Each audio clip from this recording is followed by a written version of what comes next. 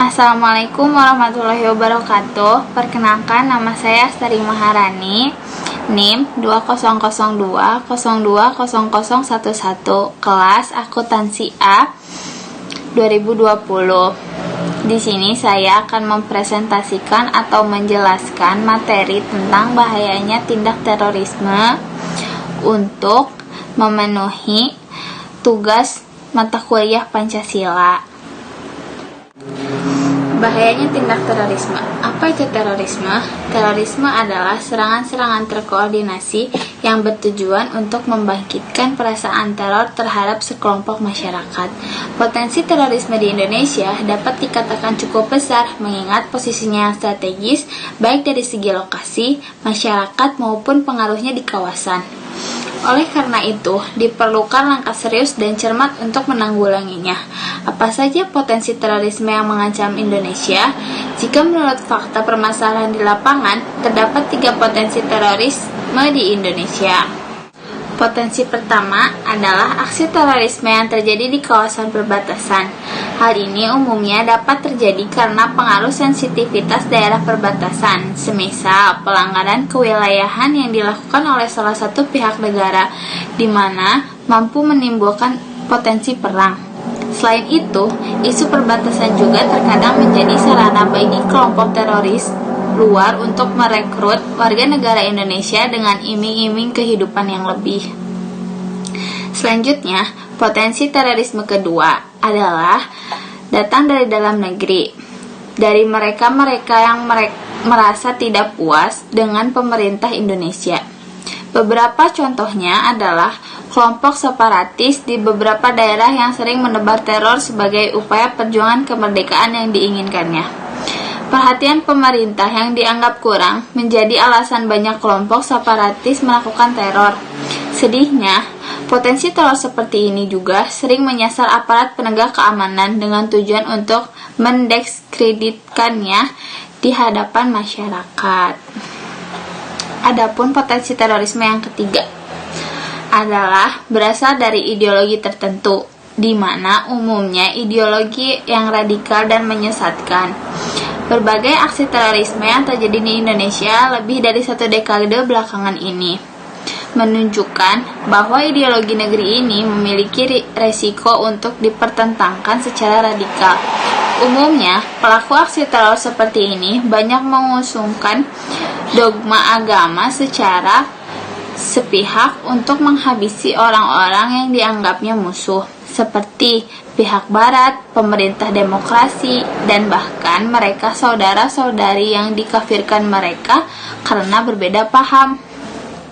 Masih adanya ancaman terorisme di Indonesia juga disebabkan oleh belum adanya payung hukum yang kuat bagi kegiatan intelijen untuk mendukung upaya pencegahan dan penanggulangan terorisme.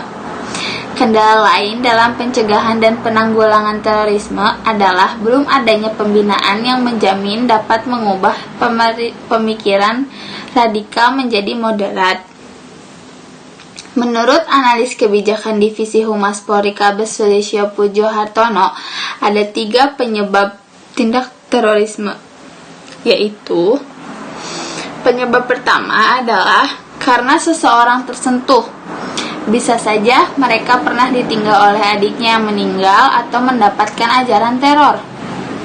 Penyebab kedua, adanya komunitas garis keras pendukung gerakan radikal yang memberi doktrin kepada pengikutnya baik secara langsung maupun lewat dunia maya.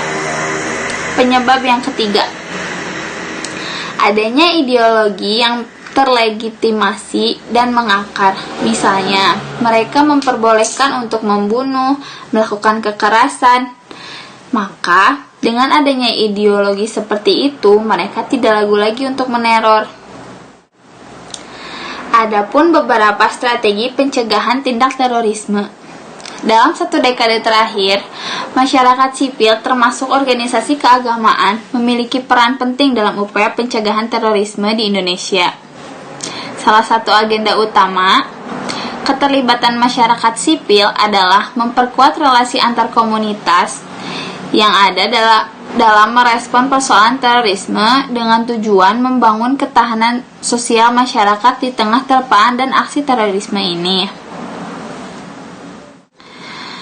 Upaya membangun ketahanan yang dilakukan organisasi atau kelompok masyarakat sipil tidak hanya ditunjukkan untuk meningkatkan kesadaran publik, namun juga turut membangun jaringan dan jembatan pemahaman lintas komunitas terkait ancaman terorisme. Fokus ini diisi oleh masyarakat sipil guna melengkapi perhatian pemerintah yang terpaku pada pendapatan keamanan dan hukum. Oleh sebab itu, mari kita bersama-sama kita perangi terorisme dengan memupuk rasa cinta yang tinggi terhadap tanah air Indonesia. Selain itu, marilah kita terus memperkuat persatuan dan kesatuan guna menghalangi masuknya paham-paham sesat seperti terorisme menyusup ke tengah masyarakat. Lebih lanjut, pemerintah juga perlu memberikan tindak lanjut lebih serius dalam penanggulangan terorisme dengan menghadirkan payung hukum yang tegas. Jika semuanya tersinergiskan dengan baik, maka peluang untuk mengempeskan pengaruh terorisme di Indonesia kian besar. Salam damai. Sekian yang bisa saya sampaikan. Mohon maaf bila ada kesalahan. Wabillahi taufiq wal hidayah. Wassalamualaikum warahmatullahi wabarakatuh.